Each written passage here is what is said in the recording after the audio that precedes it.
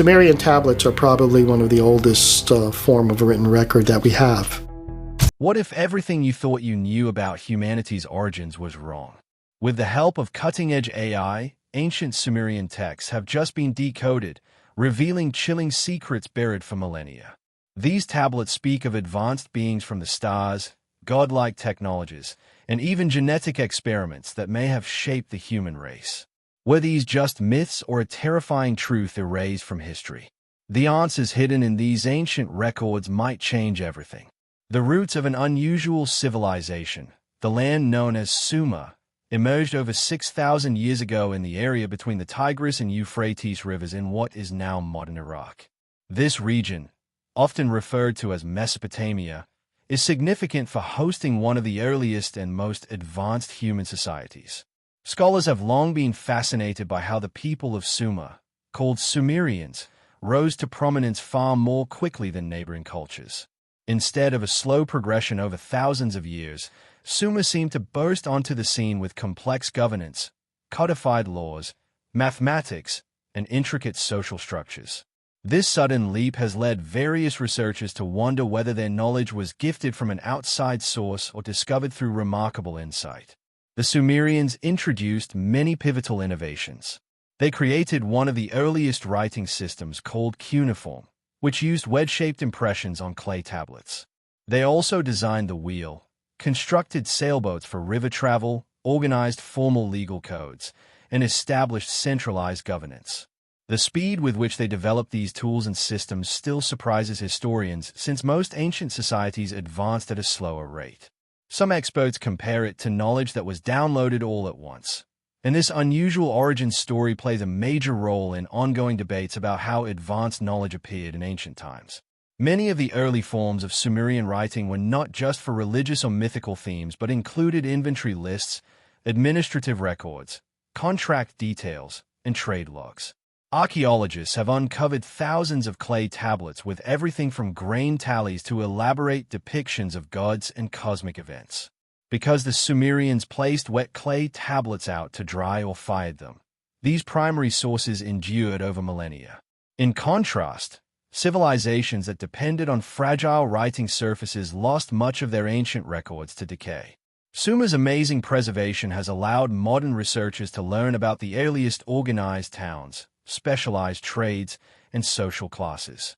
Archaeological digs at sites like Uruk, Eridu, and you'll have shed light on large-scale irrigation networks that supported agriculture and helped feed growing urban populations. These digs have also revealed ziggurats, step-like temple structures rising high above the plains. Such buildings served not just as religious centers but as markers of authority and social unity. The success in crop production, city planning, and written documentation gave Sumer a firm footing that influenced later civilizations in the region, including the Akkadians, Babylonians, and Assyrians. While the standard view has been that their heritage developed organically, recently translated tablets and breakthroughs in understanding their language suggest deeper layers to this story. Many Sumerian texts speak of beings from the skies who guided, shaped, or refined human society. Decoding the clay tablets, 4 centuries the wedge-shaped writing of Sumer, known as cuneiform, remained a puzzle. Only a small group of specialists could translate these impressions, and many museums held thousands of unexamined clay tablets in storerooms. Serious breakthroughs in translation were slow, and many documents went unread for generations. That changed dramatically when researchers combined modern computing power with a linguistics-based approach to piece together partial texts and fill in missing words. By analyzing patterns and form, symbol experts began to speed up the translation process. A major leap forward occurred in 2023 when a team of Israeli scholars perfected an artificial intelligence program capable of translating Ardean, which is a daughter language of Sumerian. While not exactly the same as the earliest cuneiform, Ardean shares many symbols and had replaced Sumerian as a spoken language in parts of Mesopotamia. This breakthrough made it possible to process large numbers of tablets very quickly, trimming tasks that once took years into mere weeks or days. It was a moment of excitement because thousands of tablets, previously neglected due to their complexity, suddenly became accessible to specialists. Shortly afterward, New archaeological digs revealed tablets in such good condition that they could serve as master texts for verifying translations. In regions of northern Iraq, a site called Kër-Kastiyestieh produced a cache of tablets from around 1800 BCE, but researchers think they are transcribed versions of even older originals. Around the same time, fresh discoveries at Gersu, another early Sumerian city, brought forth more than 200 pristine cuneiform tablets plus 60 cylinder seals. These finds were astonishingly well preserved in bitumen-lined containers that prevented moisture damage. Because these tablets referred to earlier events, many historians suspect they preserved knowledge from the earliest days of Sumer. One of the critical revelations was how wide-ranging these written records were.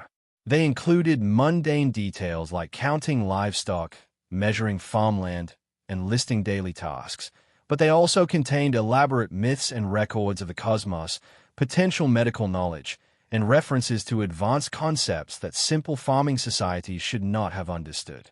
This gave new depth to Sumerian studies. Instead of viewing these texts as primitive or symbolic, some scholars began taking them at face value, especially in sections that described advanced mathematics and sophisticated observations of the heavens. Another major puzzle is the Sumerian obsession with astronomy. Cuneiform tablets included references to planets like Uranus and Neptune, which cannot be seen with the naked eye.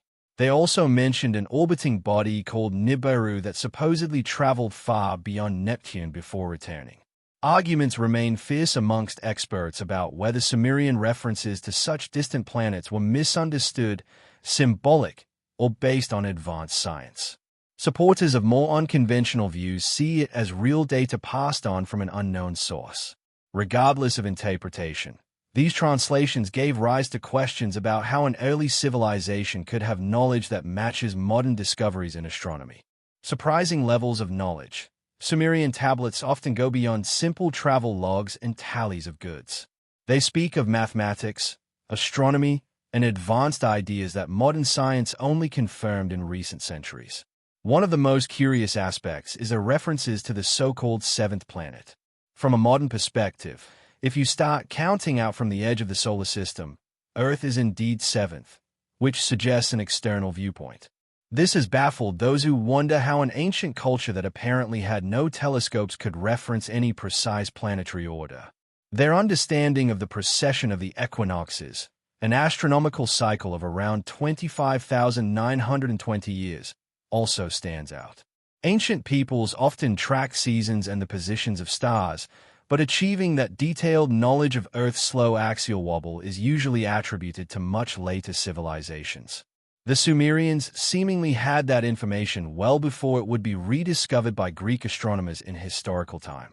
Many mainstream experts say Sumerians were highly observant and used centuries of observational data to figure out patterns in the sky. Others propose that they received this information from more advanced travelers who had access to a broader cosmic outlook. Medical references are another surprising domain in the cuneiform records. Some texts detail surgical techniques, plant-based antiseptics, and procedures for trauma care. A few sections even discuss topics that sound like genetics, speaking of traits carried through families and referencing what could be described as essences or codes that transfer from one generation to another. While it is possible this language was metaphorical and the references are poetic, it is equally striking how close it comes to the modern idea of DNA. Researchers who specialize in ancient medicine see these tablets as proof that Sumerians had a more systematic approach to health than previously believed. Even more intriguing are the references to materials and images that archaeology has found hard to explain. Some tablets outline instructions for something reminiscent of an electric battery, similar to the famous Baghdad battery discovered in the 1930s. The texts speak of combining copper, iron, and an acidic fluid to create a source of power. Scholars debate whether it was truly an electrical device or a container for religious or healing rituals, yet it still stands as a remarkable description hinting at the possibility that Sumerian culture was experimenting with or stumbling upon principles of electricity well before it was studied in modern times. Then come the passages about unstoppable weapons of light and stones that remain hazardous for years. These references might mean advanced technologies or might be poetic metaphors for disasters or cosmic events. Some geologists point to ancient fused glass in parts of the Middle East, arguing that something caused extreme heat in those areas a long time ago. While mainstream views rely on meteor strikes or other natural phenomena, alternative thinkers believe these references suggest that advanced energies were once tested or used in this part of the world. No definitive consensus has emerged, but the text's detailed descriptions of these devices and effects fuel debates on whether Sumer possessed knowledge that far exceeded simple irrigation and city management. The Anunnaki and their purposes. Among the most controversial and talked about aspects of the newly translated Sumerian tablets is the story of beings called the Anunnaki. Ancient texts often refer to them as those who descended from the heavens. Scholarly arguments have circulated for decades about whether these references should be understood symbolically, representing natural forces or spiritual powers, or if they point to actual visitors who arrived in a remote past.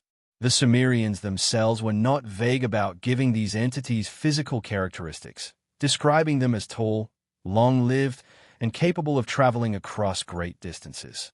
The word Anunnaki roughly translates to princely seed or seed of Anu, with Anu being the top figure in their pantheon. According to many tablets, Anu ruled over a distant world the Sumerians called Nibiru. In these accounts, the Anunnaki supposedly landed on Earth to acquire valuable resources like gold. The texts spell out tales of how these arrivals established settlement areas in Mesopotamia, parts of the Sinai Peninsula, and some regions in Africa. Early in their mission, they performed the bulk of labor themselves. But when tasks became too burdensome, they decided to engineer a new worker species, human. Several newly translated tablets from the Gosu site provide more first-hand mention of the Anunnaki hierarchy, detailing specialized roles. For example, Enki, also known as Ea, was in charge of scientific matters and is said to have led key genetic experiments. His half-brother Enlil is depicted as a stained commander who often clashed with Enki over how much independence should be given to the new human workers. Another figure, Ninma or Ninhursag, is labeled as a medical official involved in refining early prototypes of human beings. Each role is recorded as though these were actual persons with distinct tasks.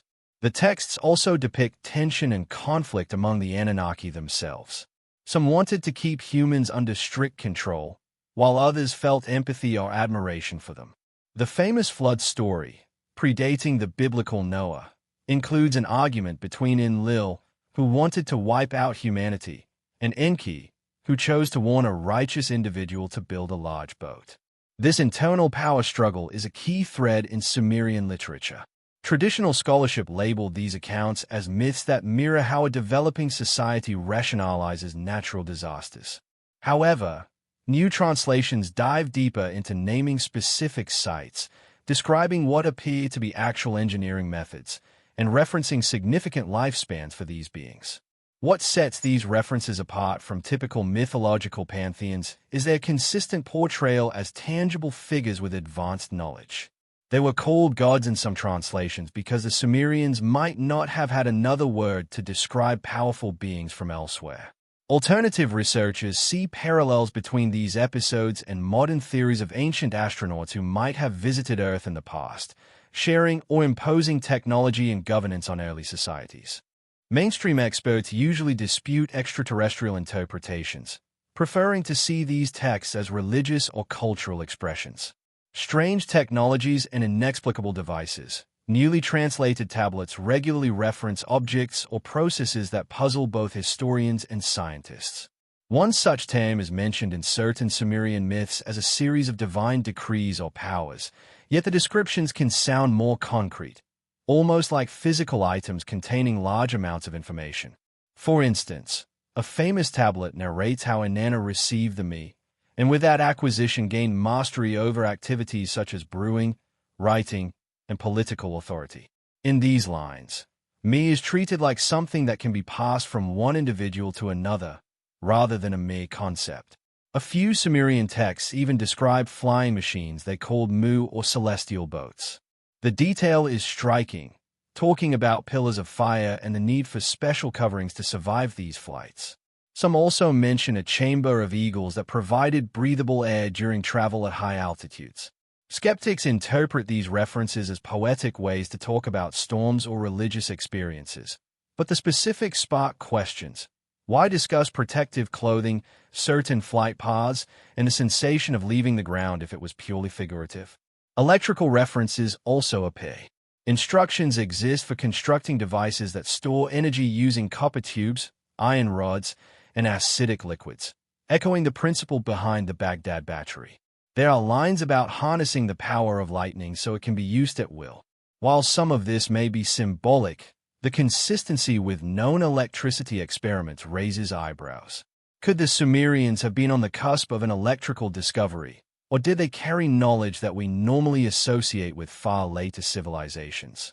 As for the potential of nuclear-like technology, certain tablets feature stone warnings about a shining stone that can kill plants, cause sickness, and contaminate locations for long periods. The text urges that it should be buried deep and left untouched. Modern parallels include descriptions of radioactive materials.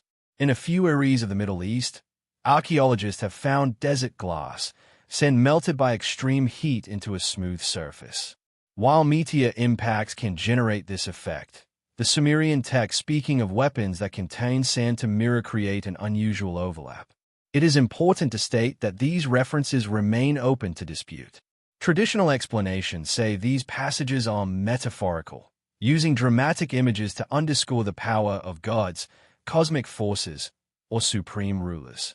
Alternative researchers argue that the tablets are describing real technology that Sumer either harnessed or received from an external source. Human origins in Sumerian records. One of the most controversial claims in Sumerian texts is that humans were fashioned as a workforce by the Anunnaki. According to these records, the Anunnaki found Earth's environment and resources useful, but did not want to handle demanding tasks themselves. Thus, they took genetic material from their own people and combined it with that of tree-swinging wild ones, a phrase that some believe refers to early hominids. The so-called Lulu or mixed beings were created to do heavy labor, especially mining gold, which was apparently a key resource. The earliest attempts were not successful, as these new creatures could not breed well and lacked higher intelligence. People who read these texts point to the story of Adamu, which sounds similar to the biblical Adam, and note that once intelligence and reproduction were added, the new human prototypes began to populate the lands. This narrative strongly diverges from mainstream anthropology, which teaches that humankind evolved over millions of years from ape-like ancestors. Yet it overlaps eerily with some unresolved genetic issues such as chromosome 2 fusion, a sudden shift in the human genome not found in other primates. The texts portray internal disagreements among the Anunnaki over how much independence or intelligence these workers should hold. Enlil wanted humans to remain under tight control, while Enki showed compassion, even teaching them writing, astronomy, and mathematics. This tension is echoed in Sumerian creation epics where gods debate how to handle rebellious or fast-developing humans. It may mirror real social patterns in ancient Mesopotamia, but the level of technical detail in discussing essence or life codes leads some to speculate about genetic engineering. Critics insist that Sumerian creation stories are symbolic tales that explain human nature and justify rulership by certain priest-kings. They note that many cultures have myths involving divine beings or animals shaping early humans. However, Sumer's references to mixing blood, clay, and essences are unusual for that period's typical mythic style, which tends to personify cosmic actions in more poetic terms. The Sumerian accounts instead read almost like a record of attempted experiments culminating in a final stable version of humanity capable of reproducing on its own. While mainstream experts remain cautious, certain geneticists find it interesting that Sumerians identified hereditary patterns, recognized paternal and maternal lineages, and wrote about inherited physical or mental traits. The tablets explicitly mention that some children are born twisted if the essence is disturbed, seemingly referencing genetic defects. These details would be huge leaps if we assume the Sumerians had only pre-scientific observation. Could it be that they guessed at those patterns by observing livestock breeding, or had partial knowledge from another source?